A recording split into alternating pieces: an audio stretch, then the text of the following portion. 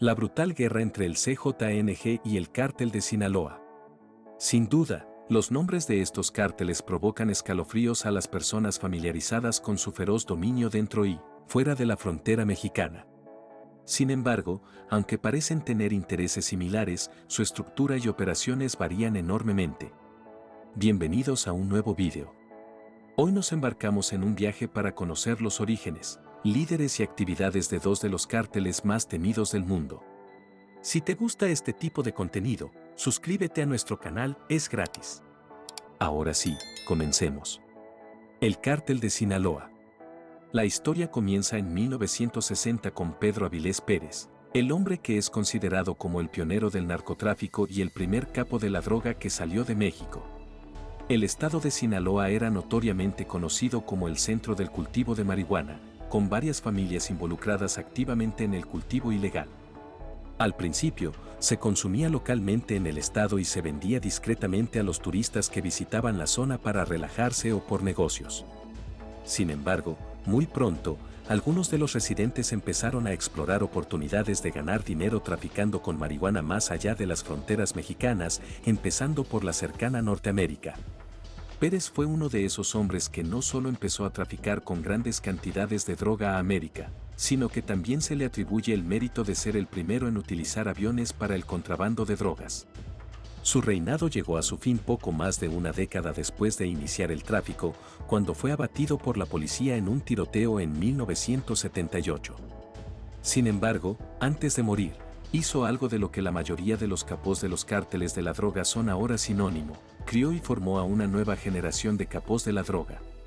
Muchos de los líderes mafiosos más despiadados de la historia se remontan a este periodo, incluidos hombres letales como Miguel Ángel Félix Gallardo, Rafael Caro Quintero e incluso Joaquín El Chapo Guzmán, que defendió el movimiento del Cártel de Sinaloa mucho después de que muchos de los miembros fundadores desaparecieran. Sin embargo, el Cártel de Sinaloa tiene aún más historia. Tras la muerte de Pérez en 1978, Miguel Ángel Félix Gallardo fundó el Cártel de Guadalajara, que tiene una participación mayoritaria en el panorama del narcotráfico de México.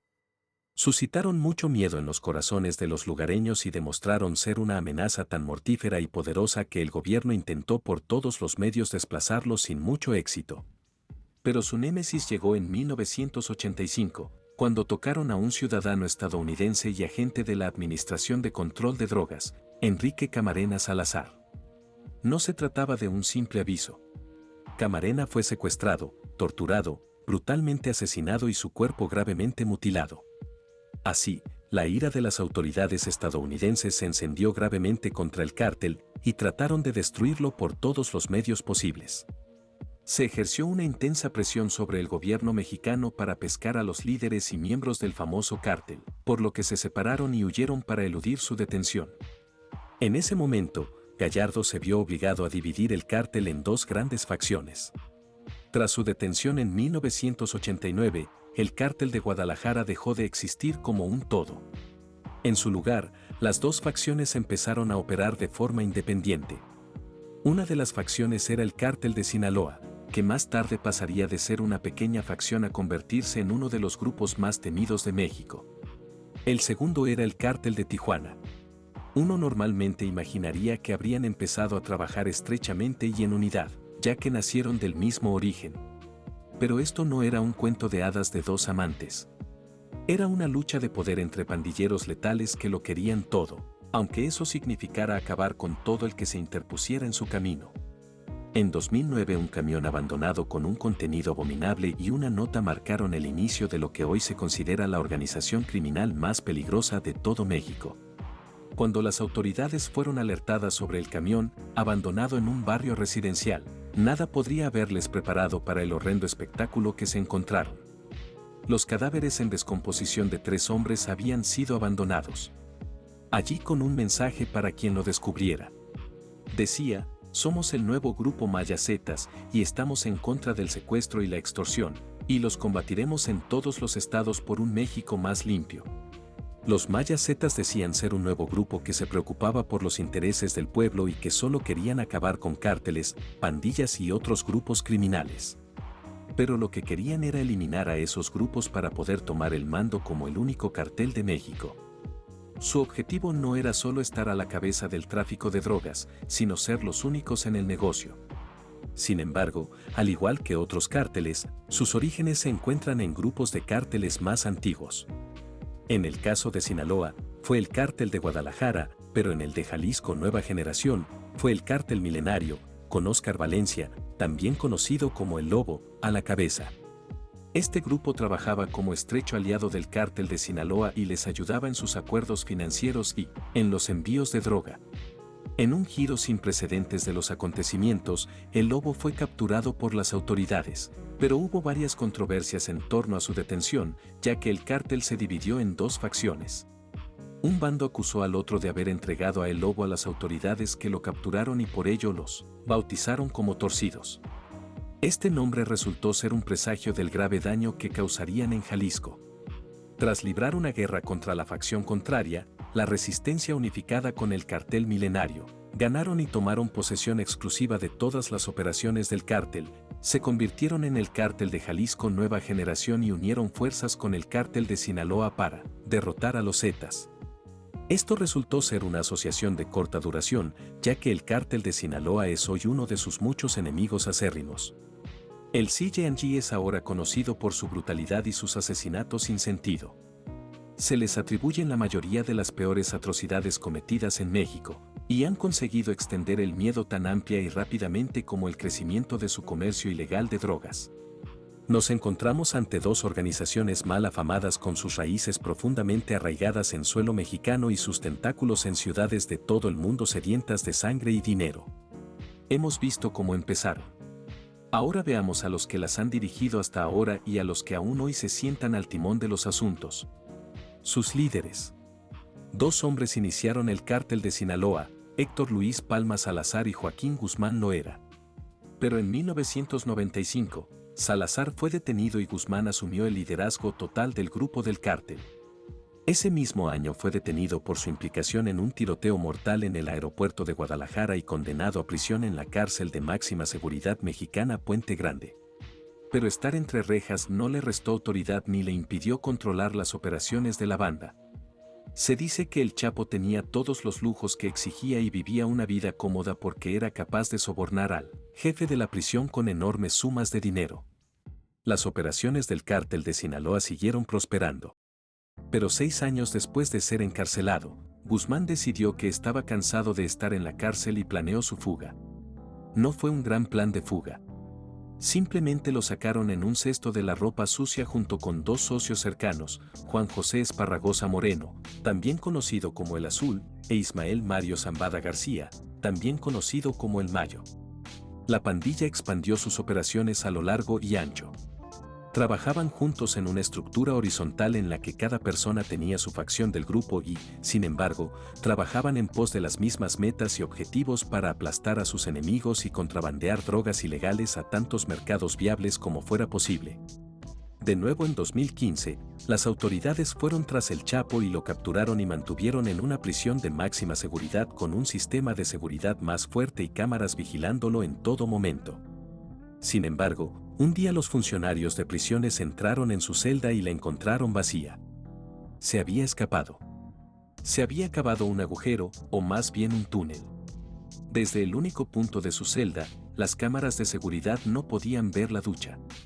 Era una estructura expertamente construida que conducía a un edificio sin terminar del que el Chapo fue recogido por sus hombres. Apenas un año después de su novedosa fuga, Joaquín Guzmán fue capturado de nuevo en Los Mochis, Sinaloa y esta vez para siempre. Fue extraditado a los Estados Unidos. Acusado ante los tribunales por sus muchos crímenes y ahora está cumpliendo una sentencia de cadena perpetua sin oportunidad de libertad condicional. En ausencia de El Chapo, se dice que Zambada García se ha hecho cargo de las operaciones de la banda, aunque ahora se dice que está enfermo de diabetes y no puede funcionar con mucha agilidad. A la luz de esto, los hijos de El Chapo comenzaron a llenar los zapatos de su padre y ahora hay dos facciones dentro del Cártel de Sinaloa.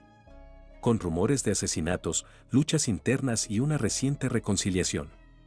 El 5 de enero de 2023, la cúpula del cártel recibió un nuevo golpe con la detención de uno de los hijos de El Chapo, Ovidio Guzmán.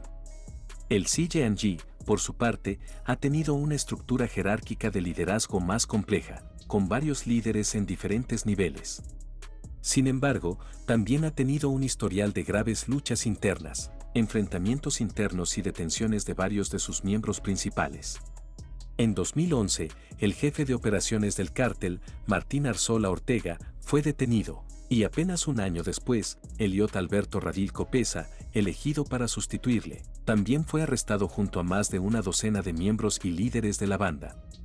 Las autoridades siguieron persiguiéndolo tenazmente y en 2012, hubo más retenciones que involucraron a uno de los fundadores, Eric Valencia Salazar, así como al líder de las operaciones del cártel en las principales ciudades y al jefe de los pistoleros.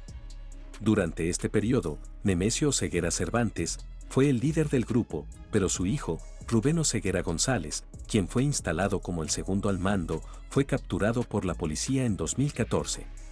Desde entonces hasta hace poco, cerca de 1000 miembros del CJNG han sido detenidos y encarcelados. Un caso notable tuvo lugar el 11 de marzo de 2002, cuando la Administración de Control de Drogas de los Estados Unidos embarcó en una operación encubierta que condujo a la detención de 750 miembros del cártel, el mayor golpe contra el cártel de la droga hasta la fecha. Recientemente, el 20 de diciembre de 2022, fue detenido Antonio Oseguera, que había supervisado varias operaciones violentas, así como la compra de armas, y al que se le encontraron armas sofisticadas y municiones. Sin embargo, después de todas estas medidas drásticas, un hombre ha mantenido el control desde el inicio del cártel hasta el día de hoy, y sobre su cabeza pende una recompensa de $10 millones ofrecida por las autoridades de Estados Unidos para cualquiera que tenga información que conduzca a su captura y detención. Se trata de Nemesio Oseguera Cervantes, también llamado el Mencho. Su historial en el tráfico ilícito de drogas se remonta a la década de 1990 y consta que fue condenado a 3 años de prisión por conspiración para distribuir heroína. Sin embargo, esto no le disuadió del oscuro camino que había elegido. Tras cumplir su condena, regresó a México y se alistó en la policía. Pero su estancia allí duró poco, ya que pronto se unió al cártel milenario, actuando como asesino especializado. En las últimas décadas, ha liderado al cártel en la conquista de varios territorios y en la expansión de sus operaciones más rápido que cualquier cártel de todo México. Aunque todavía camina como un hombre libre, hoy en día es el hombre más buscado de México. Los rumores dicen que ha encontrado un refugio en las montañas de Jalisco, donde permanece escondido, aunque no se ha confirmado su ubicación exacta. Los lugareños también han dicho que el Mencho se está acercando al final de su vida, ya que actualmente está postrado en cama por una enfermedad renal y solo se mantiene gracias a la diálisis constante. Queda por saber quién dirige actualmente el cártel y si el buscado narcotraficante exhalará su último suspiro, en la clandestinidad o entre rejas. Técnicas operativas. El cártel de Sinaloa es conocido por su diplomacia, corrupción y violencia. Sin embargo, intentan pasar desapercibidos y llevar a cabo sus actividades con la mayor discreción posible. La falta de una estructura jerárquica facilitó en gran medida su crecimiento astronómico, ya que las múltiples detenciones de sus líderes hicieron muy poco por destruirlos o poner fin a sus operaciones. Esta flexibilidad en el liderazgo también se tradujo en sus operaciones de tráfico, ya que constantemente emplean diferentes medios para ejecutar sus planes. Una de esas tácticas es el uso de túneles. Prefieren escabullirse a través de una frontera sin ser vistos y asaltados con armas y violencia. En la última década más de una docena de túneles utilizados por los sinaloenses han sido descubiertos. El cártel los usaban tanto para el contrabando de drogas, como escondites. Cada uno de ellos fue construido con gran pericia y sofisticación. En 2019 las autoridades descubrieron lo que se consideraba el túnel más largo jamás construido. Se decía que pertenecía al cártel de Sinaloa y fue construido a partir de un sitio industrial en Tijuana. Este pasa por debajo de la frontera mexicana y termina en San Diego, California. Se construyó a una asombrosa profundidad de 70 pies por debajo de la superficie, por lo que es imposible que alguien de arriba haya escuchado ningún sonido de construcción o incluso movimiento en el túnel. Esta profundidad también hizo imposible su detección. Por cualquier sensor de seguridad en la frontera, el túnel de 5 pies de alto y 2 pies de ancho tenía la longitud de aproximadamente 6 campos de fútbol. Este conduce a través de un desagüe pluvial y está conectado a otras 6 casas, pero esconderse y hacer túneles no son los únicos poderes secretos del cártel de Sinaloa, también son conocidos por repartir sobornos a funcionarios del gobierno y a cualquiera que sientan que necesitan comprar con dinero en efectivo. Esto les ayuda a llevar a cabo sus operaciones sin problemas mientras evaden la ira de la ley, mientras violan todas las leyes y evaden sanciones sin pestañear.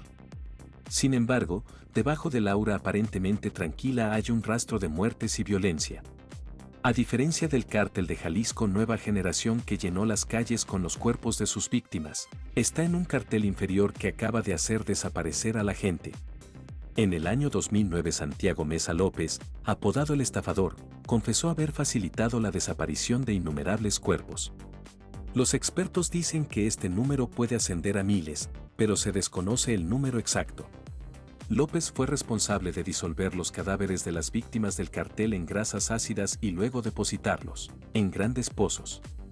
Esto redujo cualquier sospecha de las autoridades y les permitió seguir realizando sus actividades cobardes en secreto.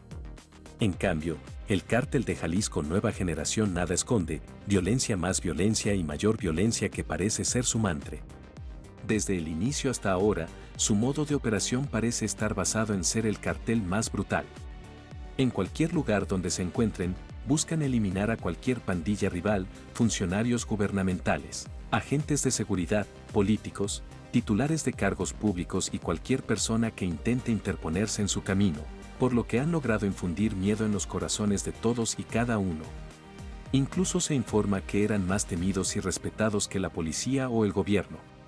Una marca registrada importante asociada con esta pandilla es su cultura de ejecuciones públicas y violencia, abierta a plena luz del día. También son bien conocidos por poseer armas pesadas que incluso reemplazan a las utilizadas por las fuerzas de seguridad locales.